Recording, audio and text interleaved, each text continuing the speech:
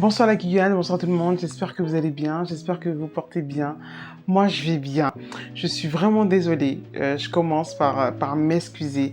Ça fait des mois sont passés parce que mes dernières vidéos remontent à février, je crois. Nous sommes déjà au mois de juin et enfin j'espère publier cette vidéo. Dans un premier temps, je vous remercie énormément pour tous vos messages, pour tous vos commentaires, pour tous vos retours, pour tous vos partages. Merci à toutes les personnes qui ont pris le temps de partager. J'apprécie énormément et j'avoue que ça donne envie de faire encore plus de vidéos. Sincèrement, être sur YouTube, ça demande beaucoup d'investissement. Donc je pense que j'avais un peu minimisé tout ça, mais bon, maintenant je suis là et on va essayer de proposer du contenu à la hauteur de ce que vous espérez. C'est pas bien dit ça? Donc on va aller dans le vif du sujet. Cette vidéo là, elle s'appelle séparation. Donc j'ai décidé de parler d'une séparation. C'est pas une story time, vraiment pas du tout. Je reste dans la même thématique que la résilience. La résilience, j'en ai parlé sous forme de témoignage. Pareil pour la séparation. J'en parlerai pour témoigner parce que j'ai été une femme brisée, tout ce qu'on veut. Mais aujourd'hui, je suis plus que vivante. Je suis encore plus amoureuse et tout va dans le meilleur des mondes. Je dis pas que c'était simple, je dis pas qu'aujourd'hui c'est aussi simple, mais je dis que j'ai pris cette séparation du bon côté du bon côté des choses. Je veux témoigner parce que je pense qu'il y a des femmes qui passent par ce genre de situation-là, ou même des hommes, mais j'ai envie aussi de témoigner. Je pense que pour moi, ce sera aussi le moment de vous montrer que ça arrive à tout le monde. Je pense que vous le savez déjà, mais aussi de vous démontrer en fait que la Neila d'avant n'est pas la Neila d'aujourd'hui. Mais malgré ça, je continue de croire en l'amour. Donc ne désespérez pas. Donc pourquoi je vais commencer tout simplement par dire qu'en fait je ne parlerai pas de la personne en quelque sorte. Cette personne-là, on a tous les deux refait notre vie et il n'y a pas raison que voilà, c'est pas un clash, c'est pas un règlement de compte du tout. Je parlerai de ma situation, je parlerai de mon épreuve et je parlerai de mon expérience. Et prenez ce qu'il y a à prendre, ce que vous voulez pas prendre, ne prenez pas et mettez de côté tout simplement. Je vous demande de me consacrer quelques instants. Je vais essayer de faire court, je vais pas m'étaler sur les différents détails, mais dans un premier temps, je vais exposer comment ça s'est passé, comment j'étais pendant ces moments-là et comment j'étais après et comment je suis aujourd'hui. Parce que oui, je suis une nouvelle personne. Alors, c'est une relation qui a duré des années. On s'est aimé, comme tout couple, on était jeunes, on s'est aimé, on a commencé à débuter la vie ensemble et il y a eu une déception. On s'est séparés de façon en fait très simple. Écoute, on n'est plus ensemble. Même s'il y avait eu des situations qui obligeaient la séparation, mais à la fin, ça a été plutôt une conversation. Écoute, toi et moi, on se sépare. Et puis bon, tu refais ta vie. Chacun repart de son côté. Et donc voilà, ça c'était fait. Donc du coup, lorsque ça s'est fait, moi ça allait plutôt bien, je l'avoue, ça a été plutôt bien. J'avais des manques, j'avais des manques, je pense à cette personne-là, mais bon, je me dis, bon écoute, la personne et moi, nous avons décidé de passer à autre chose, donc il n'y a pas, voilà quoi, donc c'est bon, je l'aime plus. Mais je me suis rendu compte qu'au fur et à mesure que les mois passaient, j'étais encore amoureuse.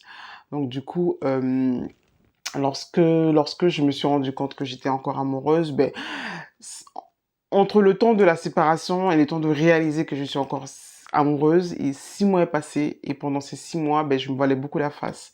Je me disais non, c'est une situation du passé, mais en même temps non, je l'aime, donc il faut vraiment que je fasse en sorte de renouer. Vous voyez, donc j'étais entre le fait d'accepter, pas vraiment, mais encore avoir espoir. Et au final, je me suis rendu compte en fait que non, que la relation était bien et belle terminée, mais j'avais encore un petit espoir, je l'avoue. J'avais encore peut-être 5% qui me disaient, Néla, c'est encore possible. Donc ça passait par des messages, ça passait par des conversations. Vous voyez, quand vous échangez, vous avez envie de que la conversation dure, vous voulez encore partager plein de choses, des conversations, des moments, tu te rappelles de ci, tu te rappelles de ça. Mais en même temps, c'est pas sain parce que c'est conflictuel. Vous voyez que la personne, elle refait sa vie, mais vous avez encore des litiges encore avec la personne et vous voulez avancer. Enfin bon, j'étais dans cet engrenage-là jusqu'au jour où où je commençais à être dans un mauvais mood. Je pleurais énormément au travail, devant mes amis, devant ma famille. Vraiment, je pleurais tout le temps. Je pleurais dans les transports. J'avais mal parce qu'en fait, je réalisais que la relation était vraiment en train de se terminer et qu'il n'y avait plus aucune chance. Jusqu'au soir où je suis assise dans mon canapé et puis tellement j'étais... Je peux dire que cette séparation-là m'a traumatisée parce qu'en fait, et à un moment, j'entendais... ce soir-là, j'ai entendu un bruit, le son d'un moteur de voiture et je pensais trop que c'était lui qui arrivait. Donc j'avais encore ce truc qui me disait, ah mais c'est bon, il va encore revenir et tout repartira de plus belle. Sachant que ce qui s'était passé, c'était déjà inacceptable, hein, mais au fond de moi, j'avais encore ce moment, ces paroles qui me disaient, Néla, non, même si c'est passé ça, on peut surmonter la situation, on pourra faire en sorte que ça aille mieux. Mais clairement, je me mentais. Et donc du coup, ce soir-là, je me rends compte en fait que c'était pas sa voiture. Et là, ben là, voilà, c'est l'horreur. Je commence à retomber et je crois que ça a été mon déclic. Je commence à retomber, à pleurer, à être dans une situation où je comprends pas. Je me pose plein de questions. Mais j'aurais dû faire ça, mais j'aurais dû faire. Et à ce moment-là, j'étais vraiment seule. Hein, j'étais vraiment seule dans mon salon. Et je regarde la télé, mais en même temps, je ne regarde pas, en même temps, j'ai envie de pleurer, en même temps, j'ai envie de crier, en même temps, je veux sortir. Il était hyper tard, 2 heures du matin. Je veux sortir, je vais appeler mes copines ne sont pas disponibles. Je vais appeler ma famille, mais il y a le décalage horaire. J'étais vraiment seule, j'étais seule. Et là, j'ai vraiment compris que j'étais seule, en fait. Je pouvais compter sur personne que sur moi-même. Et là, je prends mon téléphone, je vais sur WhatsApp, tout ça, et puis j'ai envie de lui envoyer un message. Je me dis, écoute, je vais lui envoyer un message. Ça peut-être, ça va me permettre aussi, moi, d'extérioriser. Et vous avez jamais imaginé. Je vais sur WhatsApp et je vois qu'il a changé sa photo de profil. Donc, le truc hyper tranquille, quoi. On se dit, bon, il a changé sa photo de profil. On va aller faire la petite curieuse, quoi. Et donc là, je vais voir la photo de profil et là, c'est le choc total. Il avait changé sa photo de profil et il était plus beau que jamais. Il était en costume. Je pense qu'il était dans un mariage et d'après ce que j'ai compris, il était accompagné. Et quand j'ai vu qu'il était accompagné, je me suis dit, en fait, je suis là à pleurer quelqu'un qui est accompagné, quelqu'un qui semble être plus heureux, quelqu'un qui est encore plus beau que j'aime, parce que oui, j'ai vu la photo de profil, mais j'ai scruté le moindre petit détail du costume, un costume bleu marine. Et là, ça a été le début. Je crois que ça a été le début de, je dirais pas l'enfer, mais ça a été vraiment le début du drame. J'ai eu mal, j'ai réalisé que c'était fini. Euh, tout ça en peu de temps et ça m'a fait hyper mal. Je pourrais pas vous décrire la douleur que j'ai ressentie, mais j'ai eu mal. J'ai vraiment eu mal parce que je me suis dit, en fait, je pleure quelqu'un qui est heureux avec une autre personne et en l'occurrence avec une autre femme. Je ne sais pas si vous avez déjà ressenti ça. Vous aimez une personne, mais la personne mène sa best life. Et encore, c'est pas vous qui rendez cette personne heureuse. La personne est heureuse avec une autre femme. Ça, non mais c'est violent. J'étais là, je regardais la photo, mais c'était ce soir-là. J'ai pleuré, j'ai pleuré, j'ai pleuré. Je crois que j'ai vomi. Enfin, bon, enfin mon fils, j'étais dans un état pas possible. Je crois que personne pouvait me ramasser dans l'état que j'étais. Et ça commençait comme ça. En fait, c'était ce soir-là, je crois que pendant au moins 4 5 mois facile, je pleurais. Je pleurais tout le temps. Je pleurais. Je n'arrivais pas à surmonter le fait de voir que cet homme était heureux sans moi. J'arrivais pas à réaliser. J'arrivais pas à réaliser. Et pendant ces moments-là, ben, en fait, t'es seul, quoi. Tu veux faire les choses, mais tu n'y arrives pas. Je mangeais pas, donc j'ai perdu, je crois. Et là, je crois que j'étais maigre. J'avais maigri. J'étais blême, mes cheveux étaient coupés. À un moment, je voulais pleurer, je n'avais plus de larmes. J'allais partout. Partout où j'allais, je pleurais. Je voyais la silhouette du monsieur, je voyais un son de voiture. Le son de la voiture, ça me traumatisait. Quand j'entendais le son de la voiture, je regardais, j'étais dans un état et puis j'avais peur. Et ça, j'avais peur de répondre, que la réponse, elle soit mal interprétée. J'étais encore dans cette dépendance, encore dans cette peur. Enfin, je vous laisse imaginer dans quel état j'étais. Lorsque j'étais dans ces moments-là, il y a un moment où même si on a mal, on a plus envie d'avoir mal. En tout cas, c'était mon cas. J'avais franchement plus envie d'avoir mal, plus envie de pleurer. À un moment, je me suis dit, là, stop, stop, stop, stop. Il faut arrêter les blagues, il faut arrêter, voilà, parce que la vie, elle est ce qu'elle est. On a tous perdu quelqu'un. On est tous tombés amoureux. Mais à un moment, il faut arrêter parce que tu as eu la méningite, tu as eu la méningite. Et il y a plein de choses dans ta vie avant cette relation qui ont fait que tu étais, une personne, en fait, bon, lambda, mais tu es quand même toujours en vie. Tu as quand même une famille en or, tu as des amis en or. Donc, il faut arrêter les conneries. C'est pas pour une personne, et en l'occurrence pour une personne qui s'en fiche de toi, que tu vas être dans des états pas possibles au point de... Donc, lorsque j'ai compris ça, je me suis dit, écoute Nila, il faut que tu acceptes la séparation. L'acceptation. J'ai commencé à accepter. Même si je n'arrivais pas à pour véritablement me dire, Nila, c'est bon, t'es séparée, mais je me disais en fait, Nila, t'es séparée. Nila, accepte la séparation, t'es séparée. Nila, en fait, c'est comme ça que j'ai commencé à me le dire tout le temps. J'allais au travail quand j'avais un moment de faiblesse, un moment de fantôme où j'imaginais, je me disais, oups, ressaisis-toi. Ça va, des fois, c'était tout de suite, c'était un automatisme, mais des fois, c'est pendant 2-3 jours. Je me dis, ouais, écoute, je vis le mal, et après, je me refais au fur et à mesure. Nila, ça va aller. Nila, t'es séparée. Accepte la séparation. Accepte, accepte, accepte. Et je pourrais pas vous dire, entre le moment où je me dis, j'ai commencé à me le dire, et le moment où j'ai réalisé, qu'en fait, finalement, je commence à accepter, je pourrais pas vous le dire, mais en tout cas, c'est venu, voilà. On va dire que c'est venu, peut-être ça a pris encore un an, je vais dire, encore un an, parce que c'est compliqué, hein, quand tu sors t'aimes la personne, tu peux pas imaginer que la personne vit sans toi. Et puis, j'étais encore dans ce moment où la personne, je pouvais rien faire sans elle. Donc, il fallait tout refaire, tout reprendre. Tous les automatismes que j'avais eus sans mon couple, il fallait que maintenant que je le fasse tout seul. Les démarches administratives. Maintenant, j'étais invitée dans des soirées. Ah, vous êtes plus ensemble. Donc, il fallait re-raconter l'histoire. Comment ça s'est passé? Donc, moi, je me mettais en position de victime. Donc, il fallait tout refaire. Donc, quand je parle de l'acceptation, je parle de tout ça, en fait. De se refaire seul, en fait. Et ça a été lent.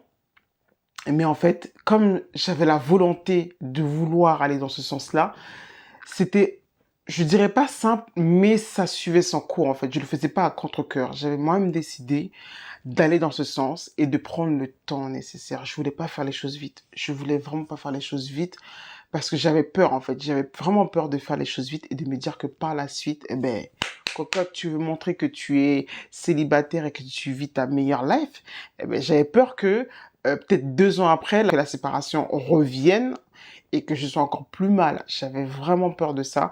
Donc, c'était volontaire de prendre le temps. Mais entre-temps, parce que on se dit que c'est volontaire, mais l'hiver est là. Tu vois que tout le monde est en couple, tu as envie d'être en couple. Donc, j'ai rencontré des personnes, mais c'était pas les bonnes personnes. C'était pas le bon moment. Parce que quand je pensais être guérie, au final, non, je n'étais pas guérie. Parce qu'en fait, je voulais tout de suite rentrer dans une relation, je voulais tout de suite passer des bons moments avec une autre personne, je voulais combler ce manque, en fait. Et en fait, je me suis rendu compte que le manque, je devais le combler dans un premier temps toute seule. Et que il fallait passer par là, en fait. Donc, je vous laisse imaginer des crushs, voilà, qui n'ont pas forcément fonctionné. On veut trop donner, il faut pas finalement trop de donner. Donc voilà, forcément, enfin, je dis pas que tout le monde passera par là, mais en tout cas, moi, je suis passée par là. Et on a des conseils, des amis, de l'entourage, d'une amie qui m'a dit, Nila, relève-toi. Elle m'a dit, Nila, relève-toi. Voilà, même si tu as mal, relève-toi. J'ai commencé à aller de l'avant en faisant quoi? En me priorisant. Ça n'a pas été simple parce que comme je vous ai dit, je me priorisais pas du tout.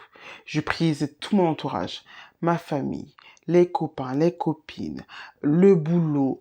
Je priorisais tout le monde sauf moi. Je vous avoue que c'était un peu difficile parce que j'ai pas l'habitude de faire ça, mais je commençais à prendre des décisions pour moi. Si tu veux être avec moi et que tu sens que je suis bonne pour toi, tu restes. Si tu veux pas, tu pars, mais je ne vais pas te retenir. C'est comme ça que j'ai commencé à faire déjà avec mes amis. Au boulot, je ne restais plus tard parce qu'en fait, je restais tard parce qu'il fallait à tout prix que lundi matin ce soit fait. Non, non, je ne restais plus tard. C'était, voilà, à 17h, il fallait que je termine. Je fermais, même s'il y avait des urgences, je fermais, je revenais lundi et on gérait l'urgence lundi. Donc, j'ai commencé à dire non. J'ai commencé à dire non à des personnes autour de moi, au travail, au boulot. Bref, j'ai commencé à dire non et j'ai commencé à me prioriser. Et ça a commencé j'ai commencé par faire les choses vraiment que j'aimais, en fait.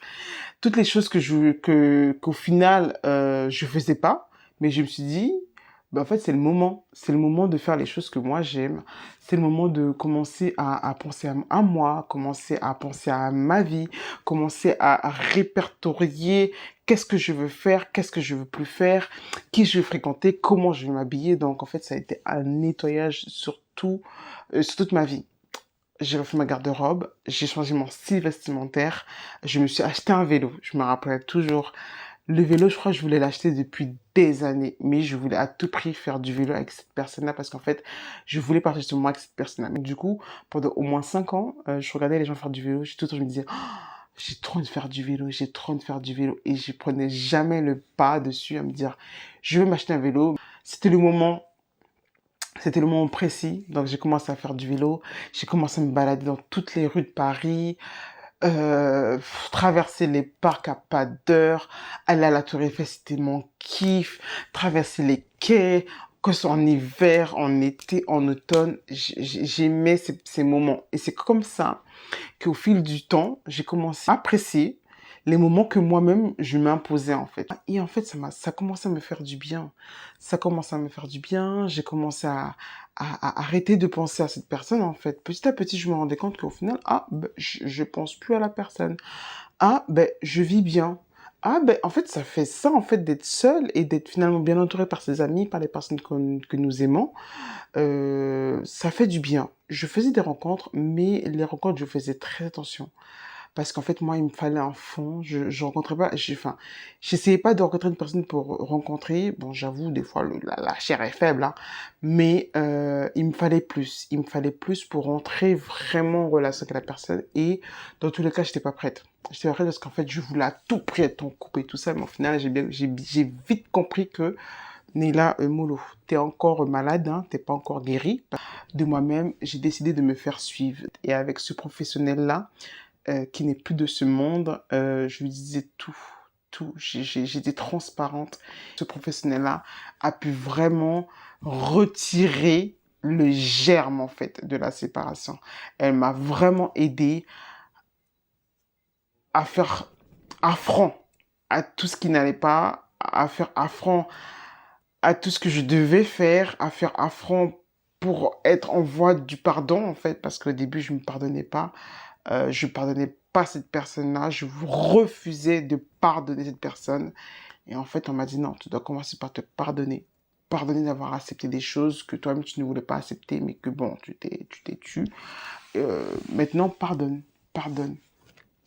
Je pars comme ça, mais croyez-moi, je voulais pas pardonner. Je refusais de pardonner. Et je pense que je l'ai pardonné au bout de, franchement, au bout de, je pense, après 4 ans facile, déjà. Je commençais, j'entendais maintenant qu'il fallait pardonner. Mais avant, je voulais pas pardonner.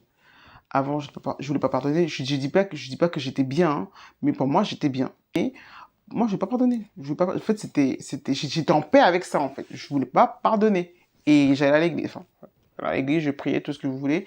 C'est comme ça qu'avec ce professionnel-là, ben, en fait, elle m'a dirigé vers pas mal de chaînes YouTube, hein. Franchement, sur YouTube, dès que vous trouvez des pépites, gardez-les. Je suis pas égoïste, mais je veux tellement la garder pour moi. Donc, si vous trouvez cette personne-là qui puisse vous aider, ben, allez-y, hein, trouvez. Mais c'est une personne qui fait du développement personnel et franchement, ces vidéos, elles m'ont beaucoup, beaucoup aidé. Et c'est comme ça qu'au fur et à mesure, j'ai réussi à aller mieux.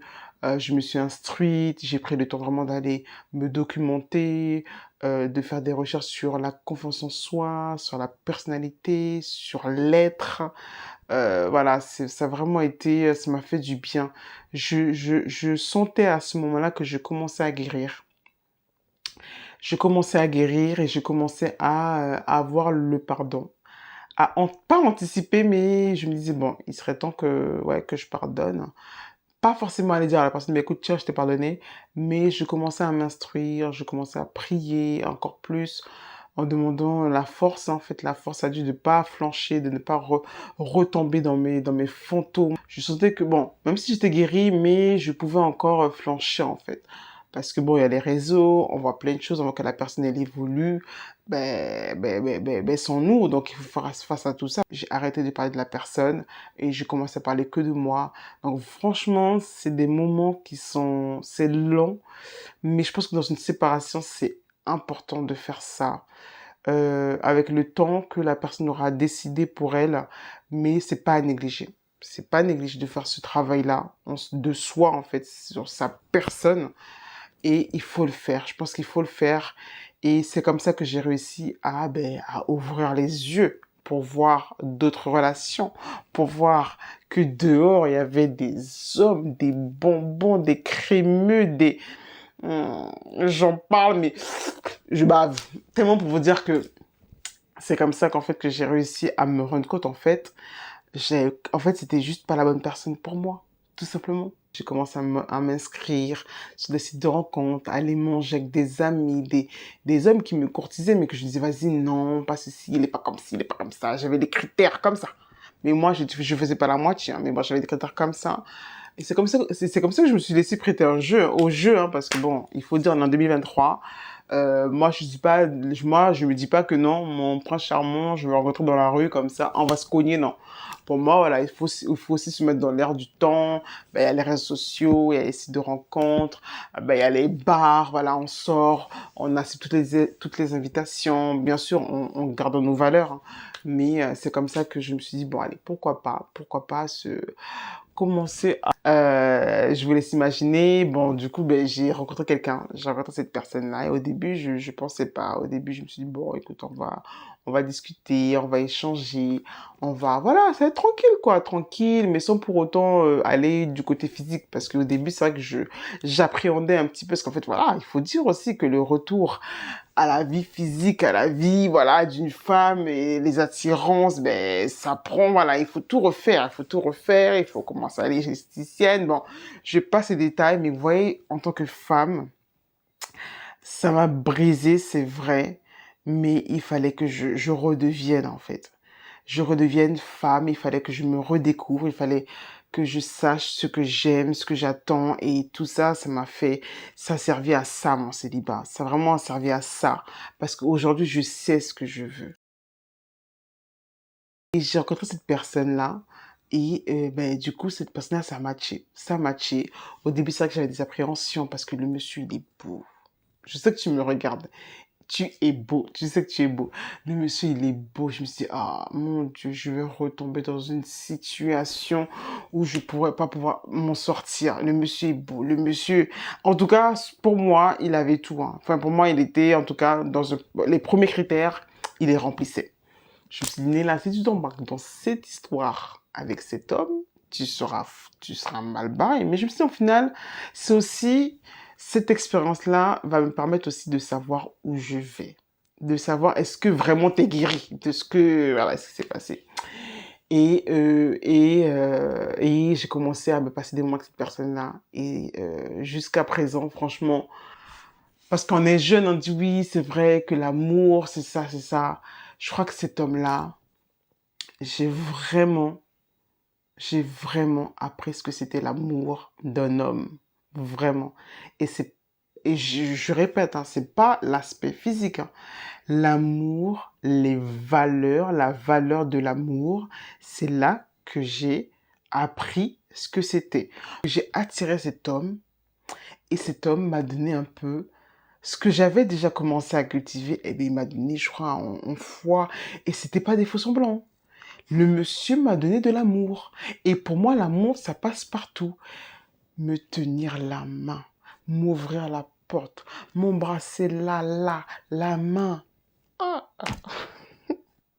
ah. Là, tu vas tomber amoureuse et tu vas recommencer. Mais je me dis aussi, Néla, t'as fait quand même le taf. Donc, maîtrise tes émotions. Il n'y a pas d'histoire de tu veux ceci, tu veux cela. Tranquille. Passe des bons moments avec la personne. Je dis pas que j'ai fait ça d'emblée, hein. Parce que c'est des moments où, voilà, les émotions, tu veux être avec la personne, mais la personne te fait comprendre que non. Donc, mais bon, c'était très respectueux, très respectueux. Des conversations à pas d'heure. Oh, vraiment, c'était bon. Franchement, c'était bon. S'il faut recommencer 20 fois, je recommence 20 fois. Cet homme et moi, nous ne sommes pas ensemble. Enfin, voilà. On ne peut pas dire qu'on était ensemble. Mais bon, vous connaissez les relations. Bon. En tout cas, on a vécu un laps de temps ensemble et ça a été des moments magiques. Cet homme, je ne sais pas s'il s'en rend compte et je pense pas que si je crois que je lui ai déjà dit, hein, il a été révélateur et je pense que c'est là que la fin de ma séparation était déclenchée. Là, je me suis dit, et c'est bon, on est là. Tu es guérie de ta séparation. Tu es une femme guérie. Parce que maintenant, je recevais un nouvel amour. Je recevais un nouveau parfum, une nouvelle air. Et ça faisait du bien. Franchement, je dis pas que cet homme-là m'a rendue encore plus heureuse. Mais moi, je parle de moi et je parle en mon nom. Le regard d'un homme sur soi, le regard sain, ça fait du bien. Les mots d'un homme, même si c'est des blagounettes, mais ne serait-ce que dire, ah, j'adore comment t'habilles, ah, j'adore ceci, ah, j'adore ton franc-parler, ah, mais t'es comme ça, t'es un peu chiant, mais vous avez les petits jeux là, franchement, c'était trop bon. C'était vraiment bien, c'était vraiment, je parle avec, j'ai encore des étoiles dans les yeux, et pourtant, cette personne-là, on se fréquente plus, hein. Mais bon, et c'est pas que je regrette la relation, mais c'est pour vous dire qu'en fait, comme j'ai accepté l'amour, j'ai eu de l'amour. J'ai eu de l'amour, on a vécu des bons moments, on a voyagé. Moi qui dis non, je voyage pas, mais on a voyagé, fait des petits week-ends par-ci, par-là. Franchement, on a passé des bons petits moments et c'était bon, et c'était chouette. Et j'aimais l'énergie, donc du coup, on a cultivé ça pendant un laps de temps, et puis bon, la situation a fait qu'on s'est séparés. Ben, cette relation-là était révélateur. C'est là que je me suis encore plus découverte. Je me suis plus découverte en tant que Neila, en tant que femme qui aspire. Cet homme, il a déclenché l'écriture.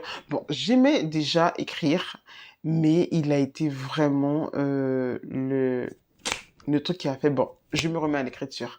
Parce que je me rappellerai toujours, je crois que c'était à notre deuxième rendez-vous, ou entre les deux, les débuts, et je lui ai écrit un texte. Et j'ai écrit un texte et il m'a dit, waouh, j'adore et tout ça. Donc, comme j'ai vu qu'il avait apprécié, mes mots, apprécié mon écriture, donc je me suis dit, écoute, allez, on va prendre cette énergie-là et on va la cultiver. Cette personne, cette relation m'a aidé à écrire, à faire des belles choses, à être encore plus amour. Et c'est comme ça que je suis devenue celle que je suis aujourd'hui. Je crois de nouveau en l'amour, j'ai pardonné à cette personne-là. J'aspire à tellement de choses et je me dis que la vie, elle est tellement belle en vérité. Même si ça n'a pas toujours été simple, même si j'ai eu des moments de doute.